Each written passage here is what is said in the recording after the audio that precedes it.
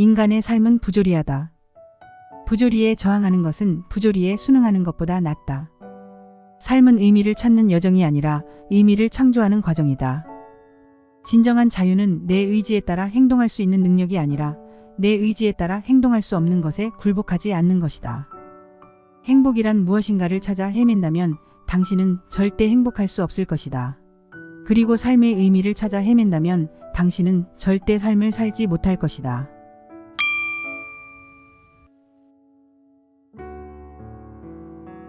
알베르 까뮈의 시지프 신화는 1942년에 발표된 철학적 에세이이다.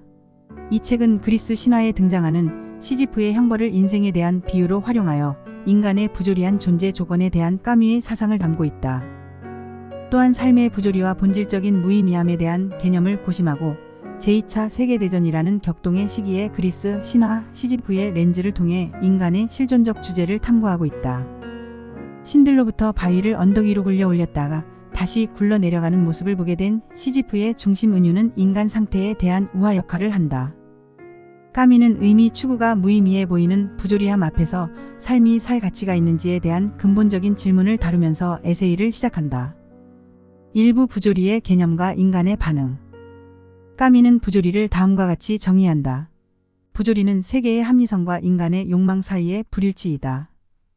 까뮈는 인간은 본질적으로 의미와 목적을 추구하는 존재라고 생각한다. 하지만 인간이 살고 있는 세계는 무의미하고 덧없는 것으로 보여진다. 이러한 세계 속에서 인간은 부조리를 느끼게 되는 것이다. 까뮈는 부조리한 존재 조건에 직면한 인간의 반응을 크게 두 가지로 구분하고 있다. 첫 번째 반응은 부조리에 저항하는 것이다. 이들은 부조리한 세계에 도전하고 그것을 변화시키려고 노력한다. 두 번째 반응은 부조리에 순응하는 것이다.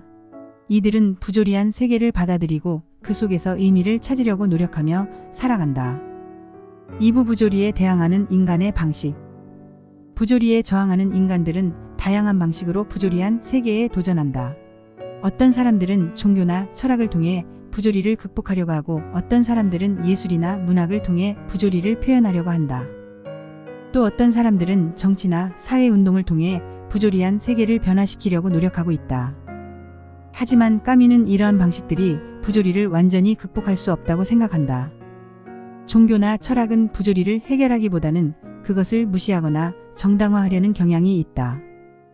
예술이나 문학은 부조리를 표현할 수는 있지만 그것을 해결하지는 못한다. 정치나 사회운동은 부조리한 세계를 변화시킬 수는 있지만 완전히 변화시킬 수는 없다. 3부 부조리를 받아들이는 인간의 태도. 까뮈는 부조리에 저항하는 방식이 실패로 끝난다면 부조리를 받아들이는 것이 유일한 방법이라고 생각한다. 부조리를 받아들이는 것은 부조리한 세계에 도전하지 않고 그 속에서 의미를 찾는 것이다. 까뮈는 부조리를 받아들이는 인간의 태도를 다음과 같이 설명하고 있다. 부조리를 받아들이는 것은 그것을 이해하는 것이 아니라 그것을 인정하는 것이다. 그것은 부조리에 도전하지 않고 그것을 있는 그대로 받아들이는 것이다. 그것은 부조리한 세계 속에서도 의미를 찾는 것이다. 까뮈는 부조리를 받아들이는 태도가 쉽지는 않다고 생각한다.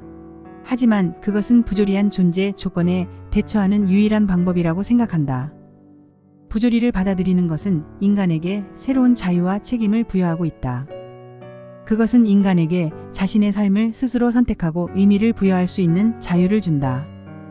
시지프 신화는 부조리한 존재 조건에 대한 까뮈의 사상을 담고 있는 중요한 저작이다.